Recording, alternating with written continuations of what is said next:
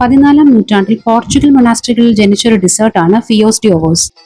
മൊണാസ്ട്രികളിലെ അന്തേവാസികളുടെ വസ്ത്രം സ്റ്റാർച്ച് ചെയ്യുന്നതിനായിട്ട് മുട്ടയുടെ വെള്ള മാത്രം ധാരാളമായി ഉപയോഗിച്ചിരുന്നു.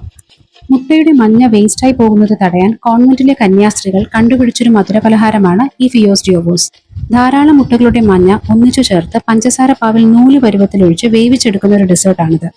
തിളക്കമുള്ള സ്വർണ്ണ നൂലുകൾ അടുക്കടുക്കായി കിടക്കുന്നത് പോലെ തോന്നുന്നത് കൊണ്ട് തന്നെ മാലാഖയുടെ സ്വർണ്ണ നിറത്തിലുള്ള മുടി എന്ന അർത്ഥം വരുന്ന ഫിയോസ് ഡി ഓവോസ് എന്ന പേര് ഇതിന് കൊടുത്തു. 16-ാം നൂറ്റാണ്ട് മുതൽ കോളനൈസേഷന്റെ ഭാഗമായി പോർച്ചുഗീസുകാർ ഈ ഡിസേർട്ട് ലോകത്തിന്റെ പല ഭാഗത്തേക്കും എത്തിച്ചു. ജപ്പാനിൽ കേരൻ സോമൻ അഥവാ സ്വീറ്റ് എഗ് നൂഡിൽസ് എന്ന പേരിൽ ഇത് വളരെ പോപ്പുലറായി. പഞ്ചസാരയുടെ ഉപയോഗം ജപ്പാനിൽ 8-ാം നൂറ്റാണ്ട് മുതൽ ഉണ്ടെങ്കിലും അത് മരുന്നായി മാത്രമാണ് ഉപയോഗിച്ചിരുന്നത്. പോർച്ചുഗീസ് മിഷണറീസ് ആണ് പഞ്ചസാര വ്യാപകമായി ജപ്പാനിൽ കൊണ്ടുവരികയും അതുവഴി ഡിസേർട്ട്സ് ജപ്പാനിൽ പോപ്പുലർ ആവുകയും ചെയ്യുന്നത്. അതുപോലെ തായ്ലൻഡിൽ സ്വർണ്ണനൂല് എന്ന അർത്ഥം വരുന്ന ഫോയ്തോങ് എന്ന പേരിലും മലേഷ്യയിൽ ജലമാസ് എന്നും സ്പെയിനിൽ ഹുയേവെ ഹിലേഡോ എന്ന പേരിലും ഇത് അറിയപ്പെടുന്നുണ്ട്. ഇന്ത്യയിൽ കോഴിക്കോടും 16-ാം നൂറ്റാണ്ടിലാണ് ഈ ഒരു ഡിസേർട്ട് പരിചിതമാകുന്നത്. നമ്മൾ അതിന് മുട്ടമാല എന്ന് പേരിട്ടു.